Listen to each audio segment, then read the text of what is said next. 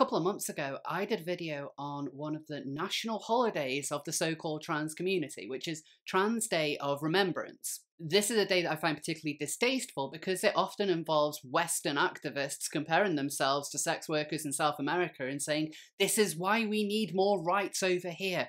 Our experiences and those of a Brazilian prostitute, exactly the same. It amounts to nothing more than a pity party and is ultimately counterproductive. But what is the opposite of this? What is a day in which they try and celebrate being trans? Well, you end up with Trans Day of Visibility, which just so happens to be today. So what is the purpose of Trans Day of Visibility? Well, it's to raise awareness of trans people. Did you know that there are such things as transsexuals? Yeah, that's right. You never would have guessed with figures like this in the community, would you? But they are trans and you need to be aware and celebrate their identities because everything is valid nowadays. But the day is also used for a little bit of low-key activism in the name of awareness. For example, Amazon's Alexa has a new voice just for TDOV, and that is the voice of trans, which tells you a story of a transgender man's transition and ends with a change.org petition asking the UN to raise more awareness of trans rights and teach it worldwide. Because that's a very attainable goal, isn't it, when you consider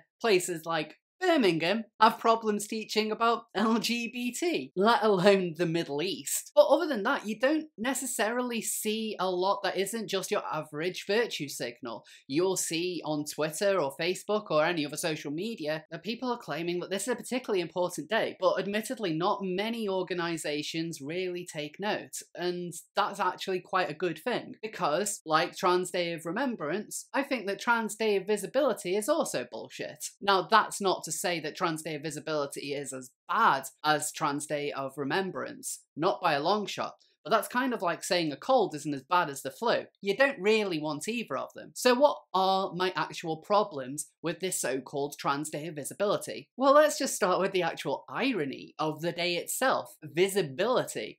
You see, visibility is not really a problem for most trans people. Transitioning is something which is actually quite tough, particularly to pass. It involves a lot of medication, it involves a lot of surgery, it involves a lot of changing the way in which you present yourself and the way you present to greater society. And if you're not hitting all of those marks, people are going to instinctively know that you are trans. So what we seem to be having is a whole day dedicated to pointing out that the trucker down the road is actually trans. Like, gee, you think? So lack of visibility isn't a problem. And in fact, before all the craziness of the modern trans movement, transsexuals like me wanted nothing more than to be able to blend in with the rest of society. I know I run a YouTube channel in which I discuss trans issues, and this is something which I'm happy to do, but in my day-to-day life, I don't try and draw attention to the fact that I am trans. I don't do this at work. I don't do this with my friends. I want to be able to live a normal life, and I pretty much do. I don't want to really draw attention to the fact that I am trans if I'm at a theme park, for example. Why would I want to do that? And the end goal of transitioning is to just be invisible, that nobody is going to look at us and think straight away, that is a tranny. I don't want that, and neither does many other people. And what kind of loon wants to be seen as trans first before anything else? We want to change the things that give us dysphoria, the medical condition. We don't really want to be drawing attention to it all that much. So why would you want to draw attention to it? And none of this is anything but politicization. And this brings me on to another point, which is the whole collectivization of the trans experience. You will often see figures such as, let's pull a name out of the hat, Paris Lees. So regardless of your thoughts on Paris Lees' politics, she's someone who looks very much like a woman. Your average person on the street is not really going to read her as being trans.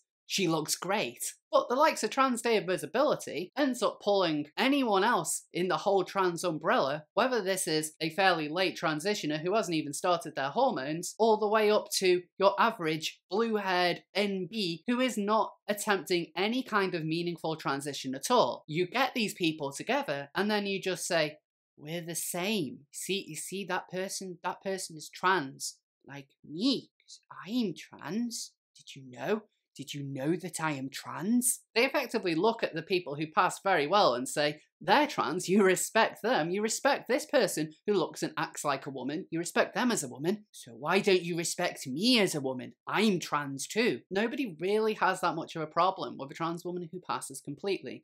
But someone who looks like the moon or a bog standard MB who doesn't really use pronouns to match the way in which they look, that's a little bit harder to really respect. And so trying to compare these two kinds of experiences and saying, you respect this one person, why aren't you respective of me, is a little bit of a push. And then this leads me on to my final problem with the day as a whole, and that is the Trojan horsing of the trans community. As I mentioned earlier, in the early days of the whole trans community, let's say 10 years ago, the whole aim was to just integrate into society. It's not to break down gender, redefine what it is to be a man or a woman. It's just to live as a man or a woman. It's that simple. But in the multi-gendered world of current year, this is no longer good enough. Actual trans people can have a fairly tough time, and whilst my life now is certainly much easier than it once was, I did go through some difficulties early on in my transition, and all throughout this time I was very visibly trans. It wasn't a good look. Transitioning is tough, and passing is even harder.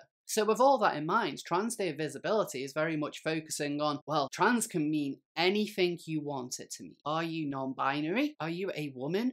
Just because you say you are, you don't have to take any hormones. All our experiences are exactly the same. You end up comparing trans women and trans men who have taken all this kind of medication and directly comparing them with an MB and someone who has no aim of transitioning in any meaningful sense. They're not changing their name, they are not taking medication, they're not really changing their style all that much, but they might change their pronoun. They might now go as Z or they. And so you have them saying, hey, I know I've done nothing to transition whatsoever, so nobody really sees me as trans, so I don't face discrimination. And if in fact, if I keep my snowflake mouth shut, I can continue to lead a great life. Just so you know,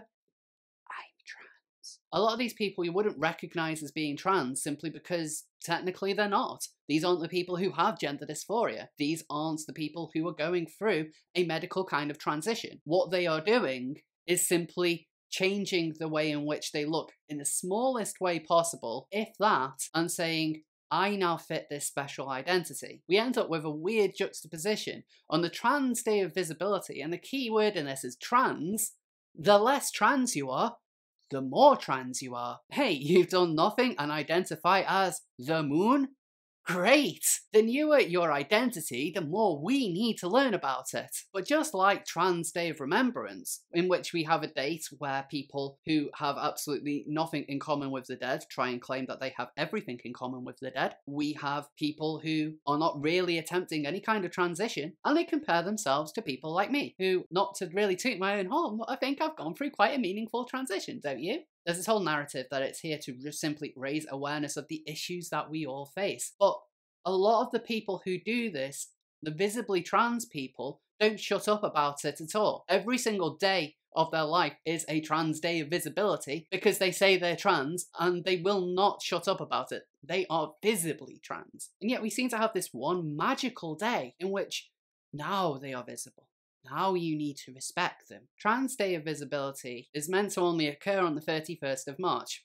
In reality, it occurs 365 days a year. I've always found these whole days of awareness to be particularly bogus anyway. Unless you're raising money for a direct cause, people are going to be aware of what it is that you're talking about, and especially if you are trans. People are going to visibly see it unless you look like a supermodel. So let's not draw attention to it.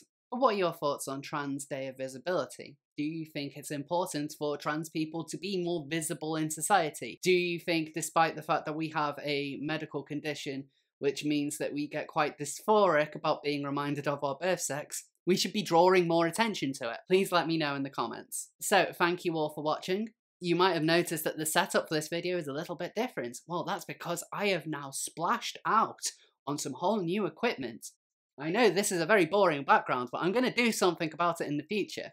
But in the meantime, I needed to keep my computer in my room because I am no longer using my iPhone to film because it got very, very annoying. So I'm still working on the quality of these videos, so the production values are going to improve, but I like to think that this is at least a first step forward. So once again, thank you all for watching. If you'd like to support me, you're welcome to follow me on Twitter, as well as support me on platforms such as Patreon and Subscribestar. Thanks again, and I'll see you all next time.